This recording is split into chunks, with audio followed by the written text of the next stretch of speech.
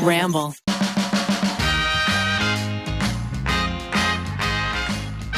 Thank you to Honey, MeUndies, Jenny Kane, and BetterHelp for sponsoring this episode. Hello, cutie booties, and welcome back to another episode of You Can Sit With Us. I'm one of your hosts, Becky, and I'm joined by Maggie. Hello, good morning. Ariel. Hi. Rachel.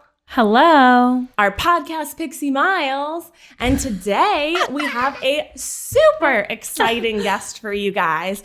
The one, the only, Kelsey Darragh. Oh my gosh. I'm so excited to be here. I genuinely like all of you a lot. And we are so happy to have you. Today we're going to be talking all things Guilty Pleasures, your new podcast with Corn Diddy and Garrick, which has been killing it right now. You also have a book out. Yeah. You're doing social justice work. Oh yeah. You're on an e-show. Oh yeah. What? You do a lot, man. Damn, you do girl. a lot. It's never And you enough. had a ski vacation alone. Oh yeah, big fan of solo trips. Definitely a big fan of that. I think all ladies should be comfortable traveling alone. Yeah, I've never traveled alone. Have you guys traveled alone anywhere? I met a friend in Thailand, but I was there for 3 days by myself. Yeah. Which was really cool. But it was kind of scary because I ended up landing in Thailand at 1 a.m. by myself. Yeah. That's scary. And trying to get to my hotel and like taxi and like texting my parents. I'm like, by the way, I'm here. If I go missing, this is where I was last. dropping pins all over. Yeah. Welcome to Tuesday morning. I know. Jesus. So Kelsey, tell us about Guilty Pleasures. What is it? God. How did it start? Tell me all about it. I obviously know, but tell the audience. Yeah. I was like, there's no way all of you don't know like very intimately how obsessed with like media the boys are, but particularly Zach, Corn Diddy, Corn Phil, Corn Zaddy, and I have always been obsessed. Like he was the one guy I would go to back when we worked at BuzzFeed to be like, oh my God, did you see this weekend? Like I could count on him having gone to like AMC the weekend and seen like whatever thing came out. And so when he said that he wanted to do a podcast about movies, I was like, duh, just sign me up. And then he was like, yeah, but it's like bad movies. And I was like, okay. Sure. I'm still interested. I think I'm still interested. And then we brought our very, very, very funny friend Garrick, who's like a very professional writery, actory dude who is like way better at that kind of professional stuff than we are. To be our third. And so Guilty Pleasures is all about talking about the movies that are so bad that they're good. But I will say it has been a lot of Zach's favorite guilty pleasures so far this season. That the audience is he bogarting the pleasures? He's the one who kind of like tells us what we're watching that week, and then Garrick and I just fight him on it, and we're like, we're absolutely not gonna watch that, and then we get convinced somehow. I'm still waiting to do my favorite epic guilty pleasure, which is the Britney Spears classic Crossroads. I don't know if we have any fans in the house. Oh yeah, Zoe Saldana. Yes, like that to me is the like definition of a guilty pleasure. So it shows like that. We've got the Fast and Furious franchise. We've got animated films. We've got big action movies. So yeah, we have a lot of fun with that. But I'm curious what your guys' guilty pleasures are, because I just exposed myself. Well, I mean, you guys started with Twilight, which is legitimately my favorite movie. Not guilty at all. Absolutely love Twilight.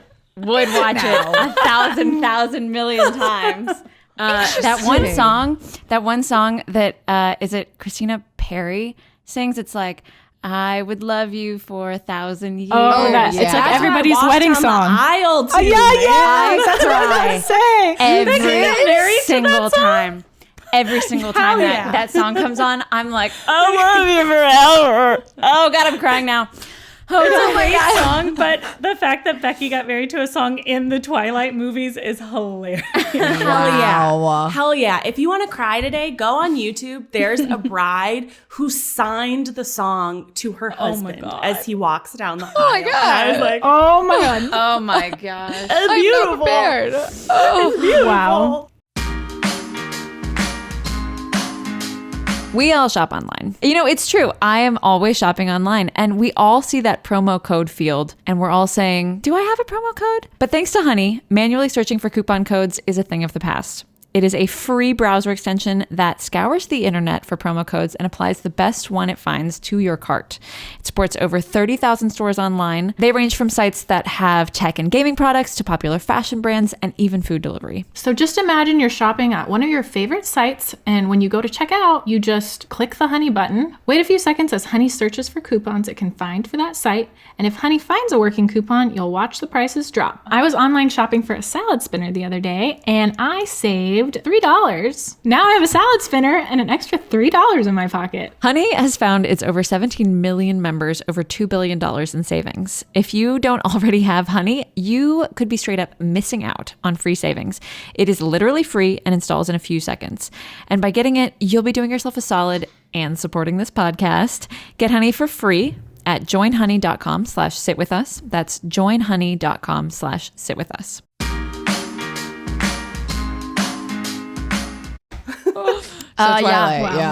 Yeah. So I'm not gonna say I was a little hurt that you guys thought that was a guilty pleasure. A lot of people did comment that we couldn't believe we didn't have you as the guest on that, and I was like, what are they talking about? Like, I had no idea that this was like a passion of yours. So noted for a movie 2, 3, and however many there are. There are 5. 5? Yeah. They had to split the last into They had to 2. split the second one, They're so or the good. last one. Because it was just like Harry Potter. The last one. Yeah. Like Harry Potter, yeah. Harry But Potter. the books were shorter. I think in our friend group, everyone knows what my guilty pleasure is, but maybe the audience doesn't. I am deeply passionate about Alita Battle Angel being one of the best movies that has come out in the last 5 years. Really? That is a surprise. And I think it is phenomenal. I think it is a classic. I asked Zach why he hasn't had you on for that anymore, and he's like, Becky fights me and says that, look, it got 60% on Rotten Tomatoes, so that means it's actually good. It's a good movie. He said it had to be below a certain threshold, and I was like, Alita does not fill that just because Zach doesn't like Alita. I'm telling you, he's gatekeeping the movies we watch. Oh, yeah, because it's the trolls, the Twilight trolls that will just go bombard. I can't believe that. Twilight's a major franchise. People are just mean. See, here, I did want to say this about coming on today. I love that you guys created a space about kindness, because when I first heard your name of the podcast, You Can Sit With Us, I was like, that's so refreshing. And you all really are very, very nice people. I'm a huge cunt. I don't know if I could say cunt on this podcast because it's a kindness podcast, but I just love you can that say whatever you want. Yeah. Okay, good. I'm usually referred to. Censor you, Kelsey. don't say cunt for me. I love cunt in all forms. But I was just what a beautiful thing for younger girls to have in their feeds and on their. No, I'm dead serious. I'm not just kissing ass. Sweet. I thought it was such a good thing to make, and I'm so glad you guys do it. Oh, that is so sweet. It's just true. I will say that I love your podcast name, Confidently Insecure. Thanks. Yes, that's a fun one. Today we have a professional dominatrix on. Ooh, stop. That's cool. Oh yeah. Shit. Yeah, every week I try to get a different expert, whether it be in the field of sex work, or even I think next week we have a hematologist on, a blood doctor, who's going to talk about how your blood can affect your diet and stuff. So it's an array of topics that usually I am pretty uninformed about, and then I bring someone on to kind of talk about the taboo stuff, So it's a fun. I like it. I don't know if you guys feel the same way, but it's just a good weekly routine thing that I like to hold myself accountable to doing, where I'm just no matter what, I accomplish this every week for, however many weeks. I mean, I've certainly learned a lot from this podcast. Yeah. Do you guys remember when Maggie told us about that jar hack where you put boiling water in a jar? Hot water? Yeah. Oh, yeah. I have been doing that, and it works so well. Isn't it so good? Okay, I saw one person DM me and was like, okay, so if you want to get labels off a glass jar, yes, you can put boiling water, but someone messaged me and you can get the label off very easily because it loosens up the adhesive, and you can get it off pretty easily after that. Someone DM'd me and they're like, please don't tell your audience that, because if you put boiling hot water in a not a temperature safe glass, it could break. And I was like, yeah. Luckily, I've been lucky We can't be perfect. I don't want to hurt anyone. We're not experts on most things. So if we tell you, heed our advice, but go at your own risk. Correct. Yeah, fair. But also most jars that hold food are like tempered glass. They're temperature safe. But I'm not the expert, so I don't know. I mean, when your glass breaks because you put boiling water in it, don't come DMing me. Nope, don't come from here. Right? It might get a little loud in here just for a sec, just as an aside. Someone really is moving in next door now. I know I said it last time, but now someone really is moving in. It's a much bigger truck. Oh my God. Can I tell you guys something I've been doing on the side? Like, yes. Okay. So how do you have time for things on the side, Kelsey? You have so many sides. You guys, it's too many sides. Like this might be a lady thing, but I am just like, I'm a dink. I don't have a kid or anything. And like, I purposely feel like if I have time with my life, I should be contributing to the world since I'm not like replicating my DNA. I feel like I should be doing something in another capacity to help the world. So I try to keep my fingers in a bunch of holes at once. And every time I say that, I can't stop saying putting my fingers in holes and it never comes out right. I've been saying it for years. Sounds like a little sexual. There's something like a lot sexual. Yeah. Yeah, right. but so I don't know how many holes, but 10, at least 10. 10. Yeah, 10. That's not counting my toes. Yeah. So what's on the side, Kels? Okay, so I started doing this thing. I started doing this thing on the weekends where my buddy and I will go rent a U-Haul for like $40. And we drive around the rich parts of LA and we pick up furniture off the side of the road. And when I tell you there is perfect conditioned like CB2 rugs, fucking IKEA lamps and dressers and drawers. We have collected and donated. I will say people came for me on TikTok being like, wow, you're driving around and stealing from the rich and the poor. And I was like, we donate half this shit. Like we can't have 7 bar stools in our fucking house. But I'm telling you guys, if you ever just need something to do to get out of the house in this pandemic, go look for furniture because people in LA just be tossing shit. Trying to get rid of it. Didn't that when I saw you, you were like down the street from me and I was walking? Probably. And I was like, is that Kelsey? And you came and you dropped off a latte. You're like, hey, I'm by your house. And I was like, I think I just saw you. Yes. But your windows were completely tinted, but I could not see you. And I was like, is that her? Is that her? I'm like a big Facebook Marketplace hoe. I love like offer up. I'm like, actually, I'll give a little like exclusive thing that I've literally never announced to the public, not even on my own podcast here, but because I think all of you are boss women, I feel like I could tell you this. I'm actually starting a company called Swapskis, and it's an app where you use, it's like Tinder but for home decor items. So it starts locally where we're focusing on like sustainability and upcycling. And it's like, okay, every year I have the same Christmas decorations. Wouldn't it be cool if like I could get new ones, but I don't need to spend the fucking money at Target because bitch, I will go like into the negative when I go to Target, the home decor section. Like Joanna Gaines, get the fuck out of my life.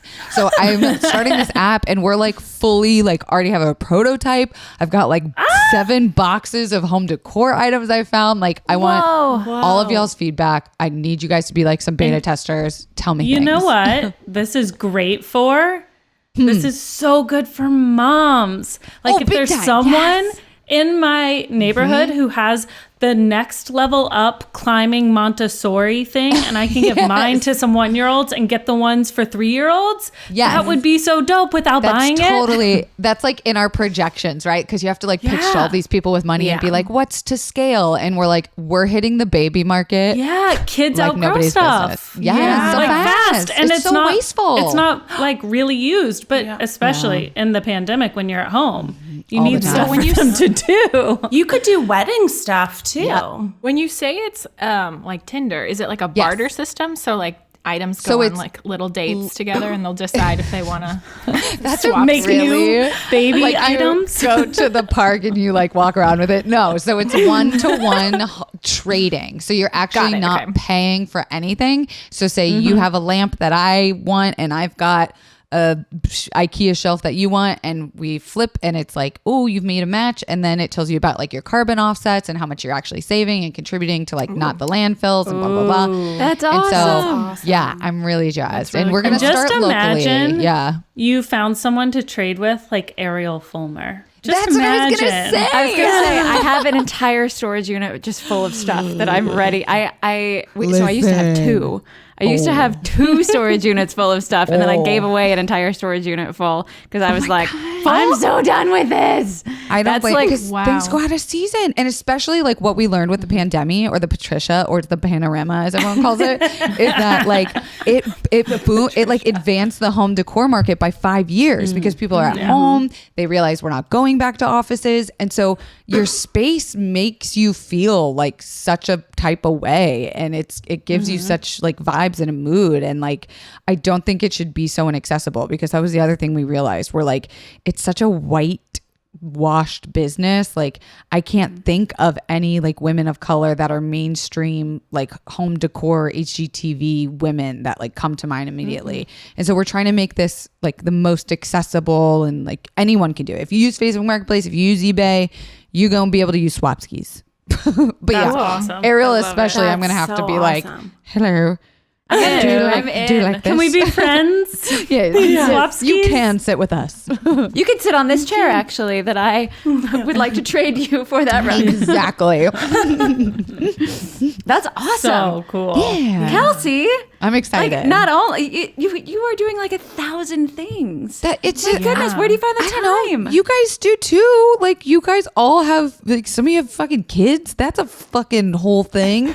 Jesus, I could never imagine doing that. Shaping a human. No thanks. I don't know. Do women feel that way? I feel like we have to be, I don't know. I feel like because I don't have kids, again, like my success equals what I'm able to accomplish in this world. Like I'm building a legacy, hopefully beyond like what I think I'm supposed to do, I guess. Well, I think you should feel validated by what you put out into the world, but you can also just exist in the world, and that's perfectly lovely as well. Never heard You're of it. a gift unto yourself. I've definitely put in, during this Patricia, a lot of self-care time. You know, I've blocked out mornings. I get up earlier now that I'm sober, where I'm journaling, like I'm doing the daily stoic journal. I do yoga and shit. Like I made a fucking smoothie. Like this is all just stuff I never would have done even like 2 years ago. So yeah, I'm definitely learning how to, I always say like refill my tank before trying to fuel the world. Cause you know, we just like to take on so much.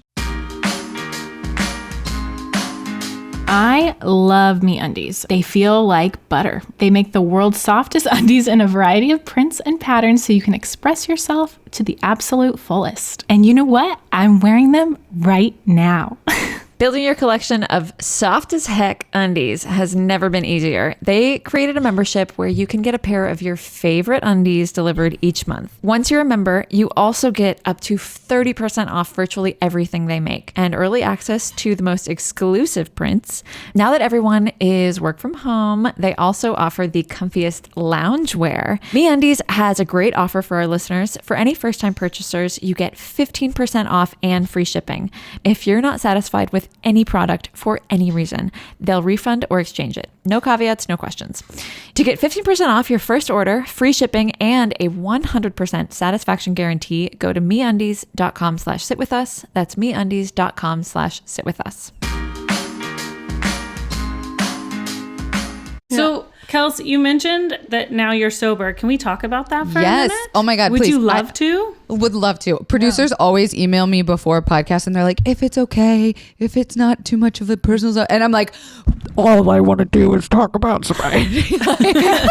Tell us more. Yes, like to the day I die. Okay. Well, let's start out. We have some questions about it, but like I would love to know, like, how did it start? When did you think about becoming sober? What was the trigger? The funny thing is you've all known me as like a heavy drinker too. And like you all knew my personality at BuzzFeed to be like the Eugene of drinking for girls, where it was like, instead of doing hard tequila like he can, I would like drink a bottle of wine, and it became such a big part of my identity. And genuinely, like, I loved drinking. I really did love the taste of wine. I loved the culture. I loved drinking socially. I loved that it was something that brought people together. I loved the events that I'd go to, except everything in my life started to revolve around booze somehow. Like growing up in Florida, it's like, okay, you go to a tailgate, so you're drinking. You go to hang out with friends, so you're drinking. You're playing beer pong. You're playing this. And I had this like holy shit moment where I realized like drinking isn't actually doing anything. Like we'd go to the beach and I'd be like, when can I get a margarita? I lay out by the pool. When can I open a beer? It's like, that's not, the act of drinking isn't actually doing anything like progressive for my life. Like it really was just keeping me stuck in this place of, you know, unhealthy habits, and the hangover anxiety only got worse as I, you know, hit my 30s. Like I had been done for so long, but just kept going with this persona because I was so afraid to admit that I didn't have control over it. And I still, you know, I didn't do the program. I didn't do AA, which is pretty lucky. Like it's a pretty rare thing that I was able to quit with a relatively like close support system at home. But I felt like I was such a successful, high functioning alcoholic. And I was afraid to say the word alcoholic because it runs in my family. It runs in, you know, people's lives that are very close to me that I've seen, you know, get DUIs, lose their family, lose their job. And I was like, well, at least I'm not like doing ketamine on the side of the road. So I'm fine. Right. And it was like, no, if I just kept going in this direction where I thought I had everything under control, like I was killing myself, honestly. Like I've drank enough for multiple lifetimes. I don't ever need to drink again. And yeah, it was that moment of like, I'm the only thing standing in my way of having a better life. Like with chronic pain, with the inflammation, with my mental health. Like I'm literally a mental health advocate and I'm like drinking my problems away. Like who am I to fucking give any advice? You know, just with being a successful woman, I didn't want it to come off to young girls that like this was so cool. Like for so long, society is like, if you're the girl that can outdrink the guys, you're the fucking cool. Like, what does that get? What does that do for me? It's still service of men in a way. And so I'll never forget. Right when I had gotten sober, Eugene texted me to do a ranking. I think of something. I think it was his first ranking or something. And I like lied. I was like so embarrassed to tell people that I was getting sober, and I lied and I told him I was going out of town because I was like, oh my God, I don't know how people are going to react. I was so afraid. Were people not going to want to hang out with me? Were they not going to want me to be in videos? Were they not going to like think I was funny anymore? And when I tell you, no one gave a shit. Not one person gave a single. People were like, oh, great. Or like, oh, why? You know, they would have a question or two. But I thought people were either going to like throw me a fucking parade or like cut me out of their lives. And no one did either. No, like we can everyone still throw you a parade, Kelsey. That's not on the table. As long as it's not cutting me out of your life. Yeah, like no one gave a fuck. No one gave a fuck that I quit drinking. Like no one pressured me. And you know what? If they did, it was some random person that I really didn't give a shit about that just didn't want to be drinking alone. And it said so much more about other people. And God, when I tell you there is so much more time in your life when you don't drink, like that's maybe why I'm doing so much is I'm just like, what am I supposed to do? I wake up early. I can't sleep in. I'm not hungover. I'm not eating like shit because I'm not drunk and fucking hungover. It's like my life. I feel like I showed up to life, you know, like I don't remember so much of my life because of alcohol. And I feel like I'm just making up for lost time, truly. How did you feel like it affected you and Jared? Because you went through it with a partner, you know, in the middle of a panorama. And a Pamela. And Pamela, that's a good one. Our relationship was so built on a foundation of alcohol too. Like he was still in the DJ world. He was still traveling. Like when you're a DJ, they will give you anything you want. Everyone wants to buy you a shot. Everyone wants to get you a bottle. Everyone wants to share drinks with you. And I was all for it. I was like, oh my God, I'm drinking for free, like a fucking 10, like a model, you know? Like I'm just like back here in bottles. Like, what am I supposed to do with all this? I'm a 19-year-old star. Yes, I'm a TikTok star. 21. Yeah, 21, unless we're in Europe. Of course. Which we are in this scenario. Yes, in some of these episodes. Becky, that's such a good question because when we first met, it was like all alcohol, and that person really got to see me at like my best and worst, like how great alcohol was, and also like how shitty it made me feel. And so when I decided to get sober, it kind of started as like, I'll just do a 30-day thing, you know, blah, blah, blah. And so Jared actually did it with me, and then we just kept going. And we felt so much better. I think he ended up going like 400 days. And on the 400th day, he had a glass of whiskey with Cantor, our friend that we all know. And he just was like, yeah, I did it. We were going for 30 days. I went 400. I think I'm just going to have a drink now. And by then I felt so secure in my sobriety that I was like, yes, go off, sis, have your whiskey. It's not my...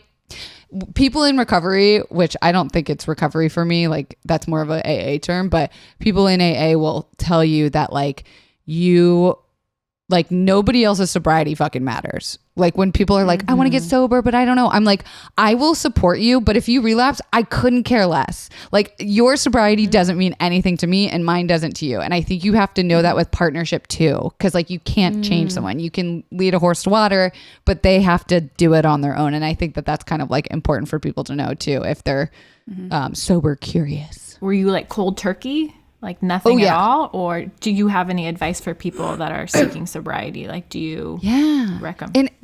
I heard something from a friend that like stuck with me that like sobriety doesn't mean like a lifelong thing. Like sometimes sobriety for people is like through pregnancy or like through a tough time at work or like, through a pandemic when they know it's not servicing their mental health. And so I think that that's something that we can like start to glamorize sobriety a little bit more, especially in like media and on social media, because I think it has changed from like the Amy Schumer, like mess in a trash can, like in a bottle of wine days to like now, for instance, even she is so much more involved in activism and like using her voice for good, not to be like, be a mess and still succeed. It's more like use your life for other things. So I think, sober, curious people, I always say like if your body is trying to tell you something, listen. So if you constantly have those conversations over and over again with yourself where it's like, oh God, next day, like I'm never drinking again, or like, oh, should I have that drink? Like all of that gut feeling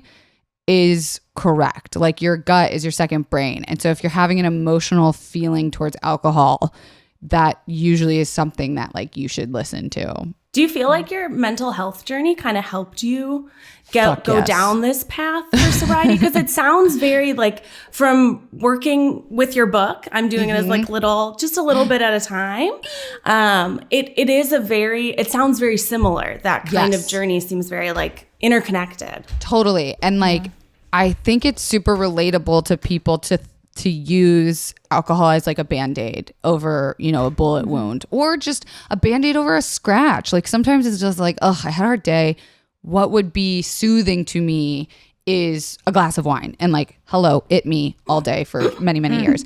But what I recognized is there are better ways for me to quote unquote unwind, because one glass turned into 2 glasses and then it turned into 2 glasses a week and then 7 days a week. And for me, I had to find alternative methods, which is very hard because it forces you to dive inward, and people don't like to go inward because it's messy. It's nasty. They do not. It's traumatic. I don't blame them. And so to force yourself to go like, wow, what am I like with myself and my inner thoughts and feelings and emotions without that cover of alcohol is sometimes a thing that we do want to escape from. We're like, oh God, I've been like doing this all week. The last thing I want to do is more work on myself.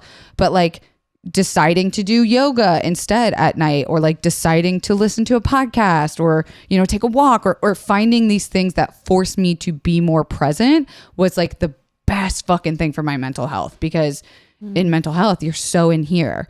And so to be able to like still go up into your head, but find a way to make it like a healthy relationship with that chaos up there was like vital in the sobriety / mental health journey. What would you say was the absolute hardest part? The first 2 weeks was the hardest thing I ever did.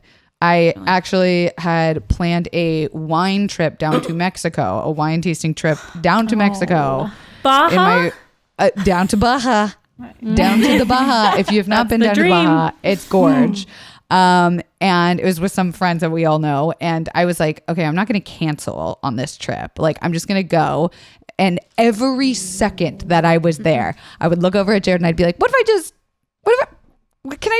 we'll start next week. And he wouldn't ever be like, Kelsey, you should, because he knows that doesn't fucking work on me. I'm a Leo. But he would just be like, if you want, if you want to, you could. And even just having that 5 extra seconds to really think about the decision made all the difference in being able to stay sober. So those first 2 weeks was like the hardest fucking part. And it's just building a new habit. And, the pandemic wasn't happening yet. So it wasn't like I couldn't go out to social events and things and be tempted. But once I lost it, I didn't miss it. Like once I got over that hump of anything, cutting out sugar, cutting out, I don't know, porn. I don't know. That was the only thing that came to my brain immediately. But like you cut anything out of your life for that period of time and your body will start to go like, oh, hey, this feels good. Like I'm going to send you signals that you're on the right path and keep you there. Were you going through this when you were writing your book? Yes, which was crazy. Like I started the book as an alcoholic and like, maybe, I don't know, 16 chapters in, because there's a different chapter on every page. You hear me go, one page says, if you have high anxiety, just stay away from cocaine. Trust me on this one. And then like you flip the next page and it's like, okay, fine. Let's talk about alcohol, anxiety and drugs and things. And so I didn't think I had enough authority to speak on the topic of like mental health and alcohol when I was still so deep in it. But once I kind of got myself out, I was able to take that kind of like bird's eye view and go like, oh, fuck, that was causing me a lot of mental distress. And it was really therapeutic kind of to write about. It was fun, dare I say. Do you think writing about it in the book helped you in life? Like if you're writing about alcohol and anxiety, you're like, well, I can't add to my anxiety by having a glass of wine after writing this chapter. Good God. It's like a very traumatic thing to write a book about a topic like mental health, because you do have to dive into those deep places. So of course there were chapters that I was like, oh my God, I need to fucking drink, right? Like, of course there were, but in a way that like, they say you're more likely to build a habit if you do like 3 things. One is that you write it down. Another is that you say it out loud. And another is that you tell a friend. So for me, it was like that book was kind of that friend where I'd be like, oh yeah, I already wrote and I can go back and read how fucking shitty things are if I choose to use booze as a cover for mental health struggles. And that's kind of what I realized the problem was, is like anytime I was happy, sad, bored, horny, angry, hungry, I would drink. And I was like, okay, I've got to remove that one thing and see what I even am without the booze as a cover. And luckily I was able to kind of go, oh yeah, my life's a lot better. Sans. And I'll preach it to the heavens. Like if you like to drink, oh my God, I'm not going to convince you to try and stop. I can only just scream from the hilltops how much better my life is and hope that maybe somewhere someone recognizes one little piece of that and goes like, maybe. Because I'm not like anti-alcohol at all. Yeah. I absolutely love Jenny Kane. It is one of those brands that I look through their catalog and I'm just like, I love those cozy sweaters. I love those amazing mules. They just have these timeless classics and inviting neutrals that focus on comfort without sacrificing style. I have this incredible fisherman's sweater that I wear all the time. It goes so well with jeans and sneakers, but I also wear it with my Try Guys sweatpants. Jenny Kane believes in getting dressed should be the easiest part of your routine. With polished basics and home pieces that will never go out of style, they make everyday moments a breeze. From wardrobe essentials to everything that makes your space feel like home, these are timeless pieces that you'll never tire of. Find your forever pieces at jennykane.com and get 15% off your first order when you use code SITWITHUS at checkout. That's JENNIKAYNE.com, promo code SITWITHUS. And speaking of your book, what was the sort of reasoning that you went into? I feel like a lot of YouTubers write like memoirs and they're like, this is me as a youth. And that's what Try Guys did. They wrote about their tries, they wrote about their life. But yours is like a workbook. It's a book that you read with a pen and you're not meant to finish it in one sitting. No, oh God, so no. Like, she thick. What was your thought process behind that? For sure. I love this question because I get to make fun of myself a little bit where it's like, I don't think my life is full enough to have written a memoir. Like, I think it's a little self-indulgent. The boys were lucky because they got to split it into 4 parts and really like hone in on one topic sort of. But for me, I was like, I don't care about my like youth unless it pertains to kind of the subject that I was really passionate about writing. And I really, when I first sat down with this idea, wanted to write the book that I wish I had when I was 17 or 15. Like, I remember feeling so fucking alone and so desperate. I mean, like on the floor, like crying for hours. Am I going to be this way forever? I'm so fucked up. Like, oh my God, I'm so scared. I don't know what this is. Like, why am I like this? And I just, this was like Reddit kind of blowing up or online forums or the internet really being a place where you could just log on and find anything about anything. So I really wanted to write from the perspective of a patient who has gone through all of these things. It's purposefully not written by a doctor. It's purposefully throwing kind of everything against the wall because I want just anything to stick with someone. Some of those exercises in there don't work for me, but I was like, doesn't mean it can't help other people. I really just wanted to create kind of like a toolkit and a guidebook for people to flip through and use at any point in any time in their mental health journey and actually get something tangible. Because I think so many books, especially self-help books, are like, I'm going to go deep into this one thing that was really powerful for me. And I'm like, okay, well, if I'm 3 pages in and I don't get like manifestation, I'm not going to read the rest of the book. Like, for me, it was really important to include a variety of topics. And so naturally with that format, I did get to write a lot of like sort of personal essays and anecdotes on some of the pages. So there is information about me. There is like the craziest, most fucked up shit that's ever happened to me in there and like the most depressed and insane I've ever felt. But then the majority of the book, I would say, is more for the reader to kind of like empower the reader. Yeah. And you always do such a good job I think in your writing and then even in your podcasts or when you're speaking at mixing humor with very dark subjects. Like, I didn't expect to laugh as much as I did while I was doing some of the chapters. The joy of Kelsey. Happy. Yeah. You guys know humor is like totally a coping mechanism or a defense mechanism, right? But like, it is such a personal, scary thing when you're dealing with mental health. Like, it is such a personal, private thing. And I wanted to lighten that feeling.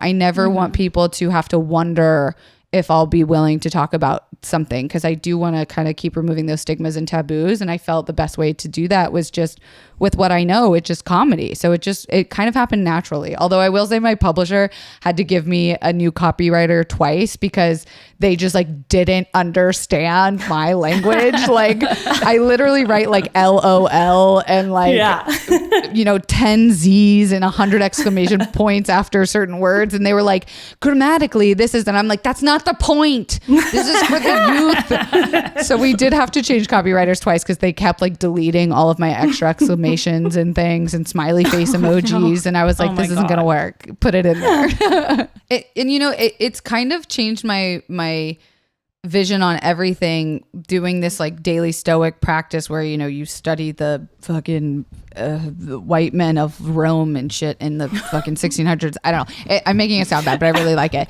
But it all goes back to like, I can't control what someone else thinks of me. At the end of the day, like I can put on this best face. I can put the exclamations, not put the exclamations. And at the end of the day, they're still going to think whatever they want to think. And so I used to be so obsessed with projecting this image that was costing me so much time and energy and thought, like brain space, that I was like, you know what? I'm just going to be me. And if they perceive it one way, great. But I am going to do my very best to just be myself. And I cannot control And truly, it also doesn't matter. Like, I think I spend way too much time still thinking about what other people think of me. Like, am I this? Am I doing enough of that? Am I good enough? Am I funny enough? And it's like, I like me.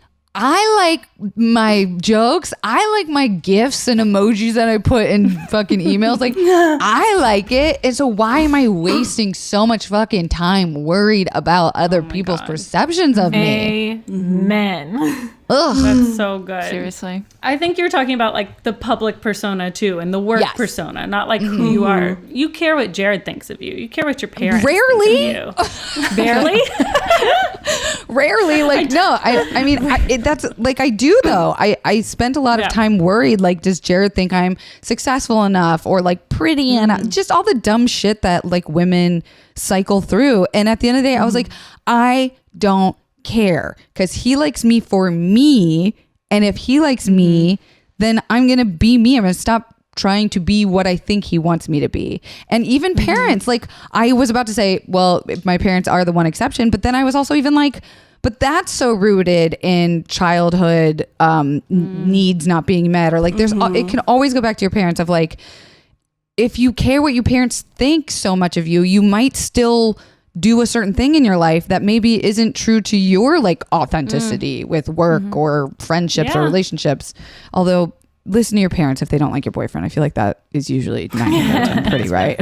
One of the things we do with the girls who are almost 2 is we try not to praise them very much, or if ever, and we don't really say like, I'm so proud of you. Instead, we'll just identify what they're doing. Oh, you're really looking through that book a lot. Oh, are you proud of yourself for sitting on the potty? And so that they look internal and not external for their validation.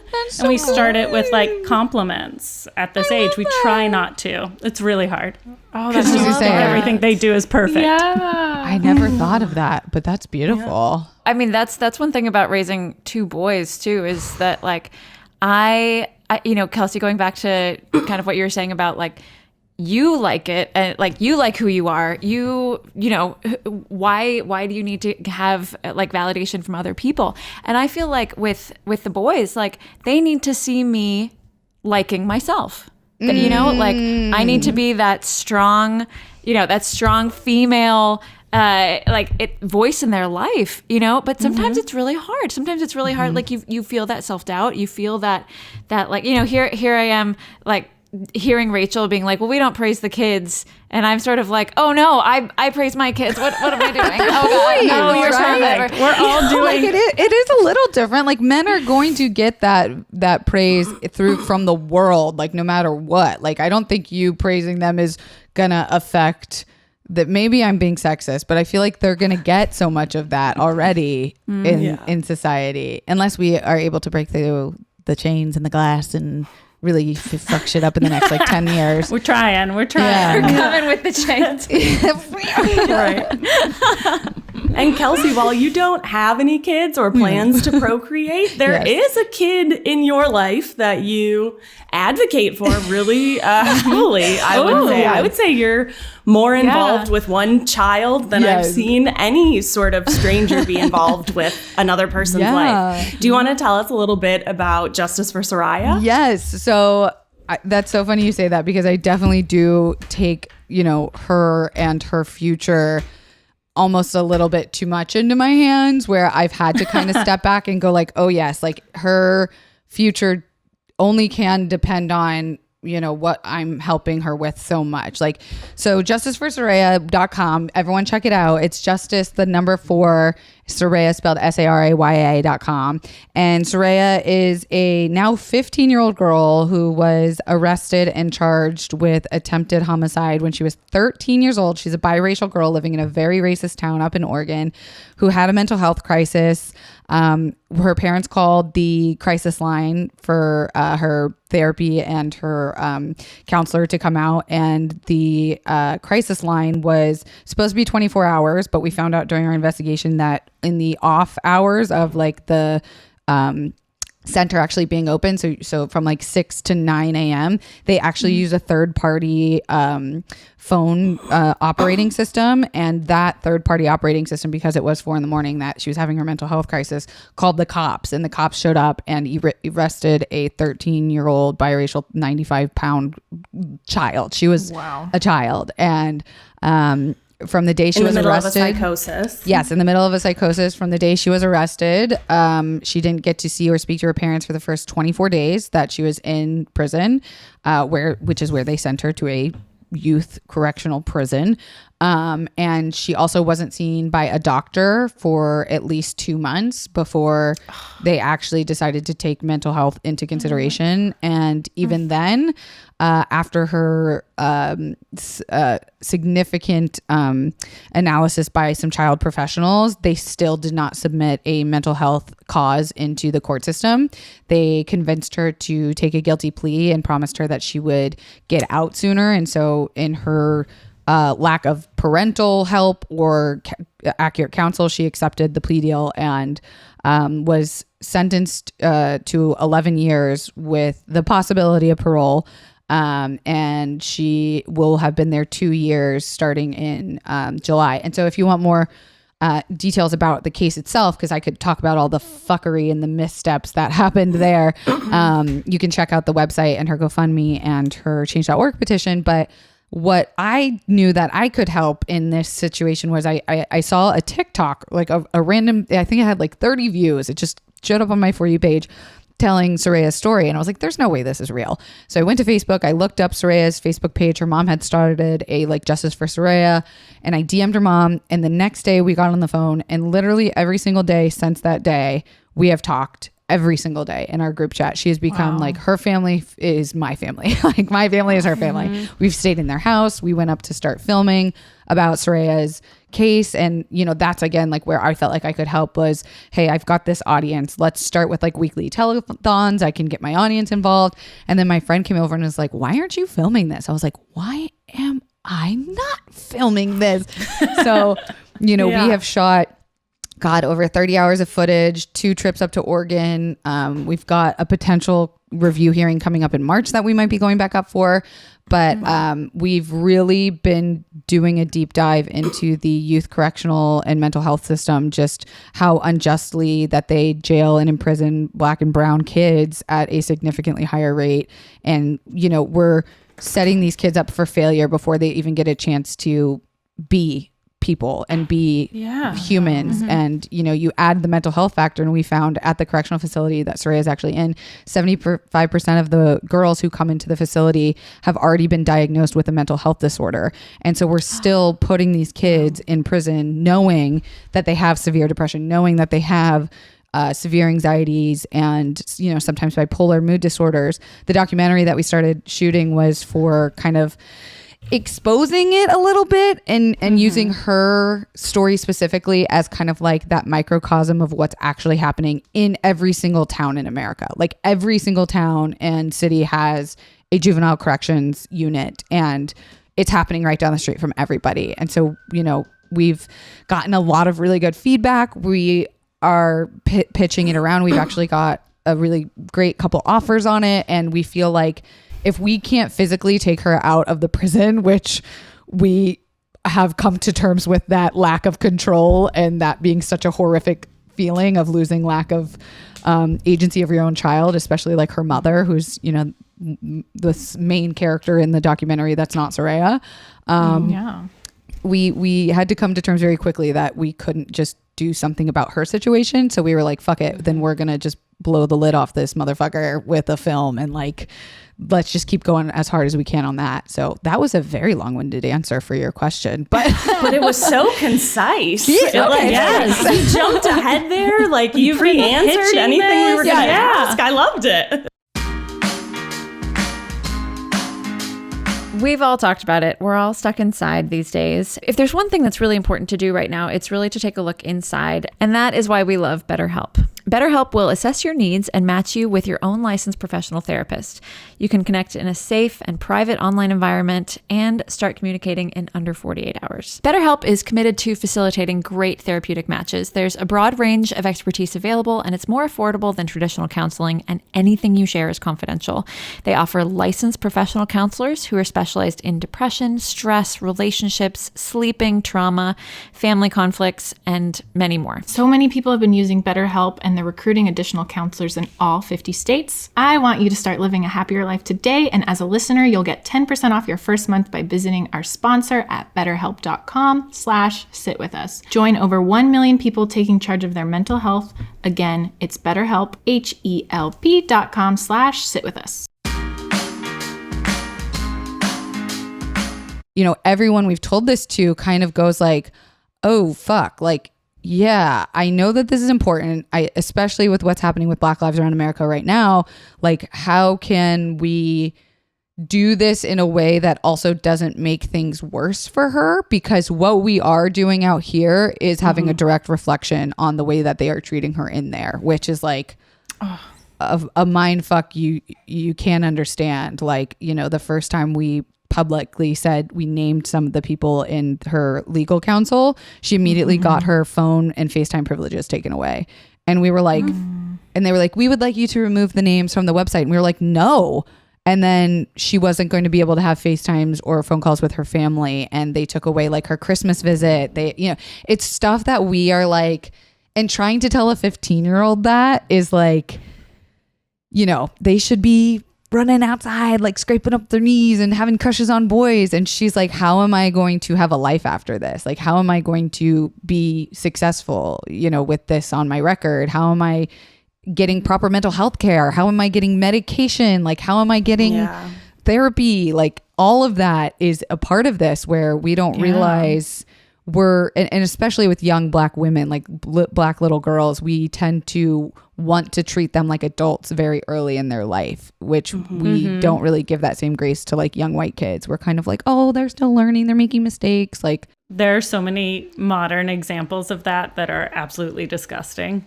Why are there, why are there prisons for kids? Why is that a thing? Fantastic question. Why does that exist at all?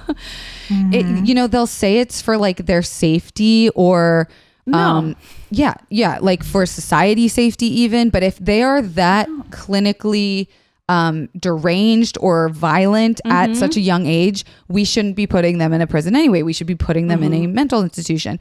And the thing about youth correctional facilities is that they are not private prisons like adult prisons. They are government run programs. So it's the government's way of kind of keeping their hand on like a certain area of town that maybe they want to look a certain way, or, they have to keep people employed. The more kids that are in there, the better the recidivism rate. Like, the longer you keep someone in there so that they don't come back. It's like, there's so much politics to like little kids' lives. And I didn't realize like that this was an issue that was happening. And I'm just like, everyone should be pissed that there are prisons for kids. Like, everybody should be like, why the fuck has there ever been a kid in isolation or in Rikers? Like, that's not okay. No. Yeah. And just the way we perceive kids too. In the media. I remember watching the Jeffrey Epstein documentary, and the amount of times that the media called, 12-year-olds prostitutes.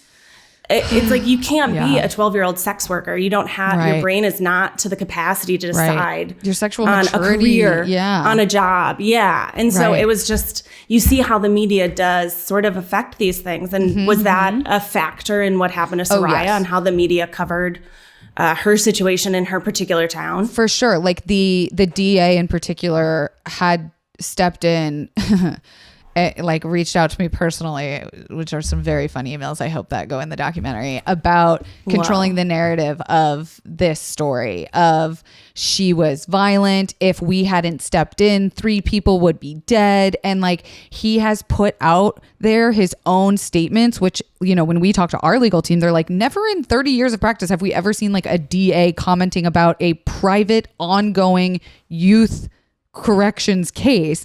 Like, they're so obsessed with controlling the narrative, so much so that like a TikTok went viral of this one guy like reviewing Soraya's like recent social justice campaign, being like, you guys all have it wrong. Like, have you seen the DA's statement in the police report? Have you seen this is from the literal police interviews that she said these things. I'm like, well, guess what, bitch? We have the literal fucking camera, like officer cameras that we've watched. And when it comes out, you are going to feel like a fucking dumb fuck that you have now millions of views on your TikTok and you have people thinking this certain thing because of this one white dude putting out this information on her case. It's like, why are we trusting? Oh God, I'm going to sound like a conspiracy theorist. I'm like, why are we trusting the government? Like, why are we trusting the government? Right. Like, why it's a do legit question. Right. Like we don't give kids their own buffer of like telling their own story. They can't be trusted. They're not reliable. Like they're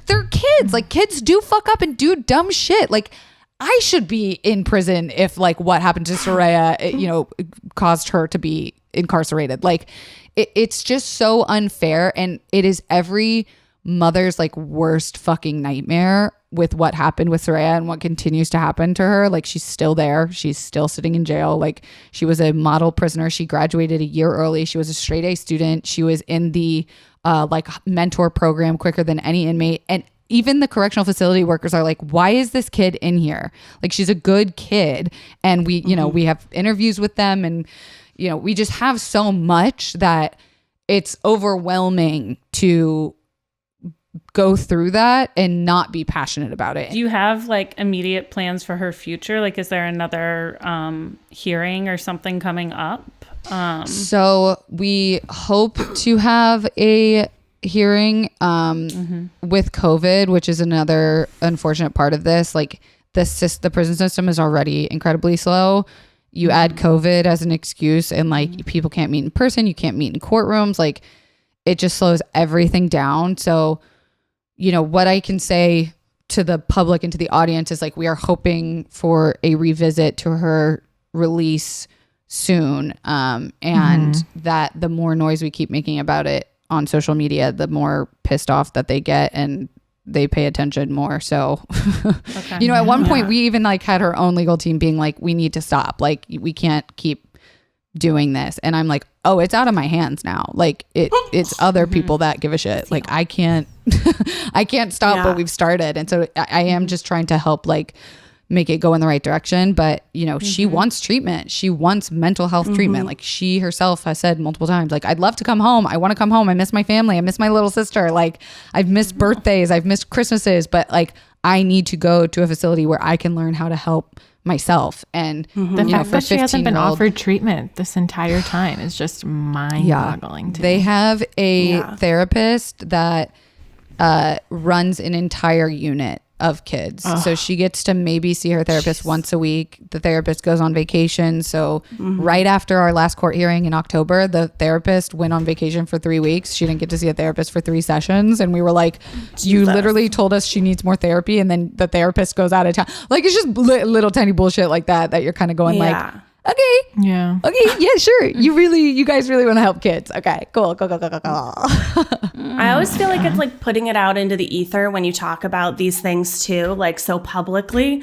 I'm like, I don't know a lot about politics or like passing legislation, but maybe somebody listening to this podcast is in law school right now. And like, if you could find a way, just like putting it out there to the world to make it illegal for a mental health crisis hotline to be forwarded to the police, like that would be like step one. I'm like, so glad you brought that up. Police should never be the first people that are there during a mental health crisis. And her parents, they knew she was not violent or dangerous at that time, which is why they called a mental health crisis hotline. Yes. And I'm so glad you brought that up, because we're actually trying to pass Soraya's law, which would make it illegal to take a first-time youth offender to a prison before a mental health facility. So that would be like step one, just at least in that town.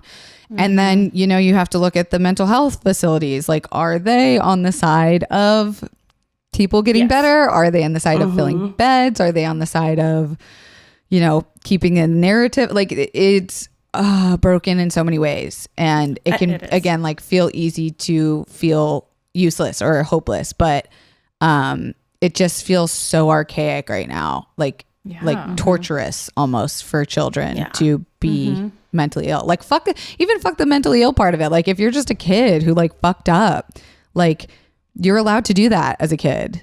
And then if you add the mental illness part of it. You're just allowed to do that. You are. And then if you add the mental health part of it, it's like these kids need help, not prison. There was something just passed in LA I saw from Youth Justice LA. They did 16-year-olds can no longer, if you're 16 and under, you cannot be tried for an adult crime in California, which it should be 18. That's what they're hoping that it'll eventually get to.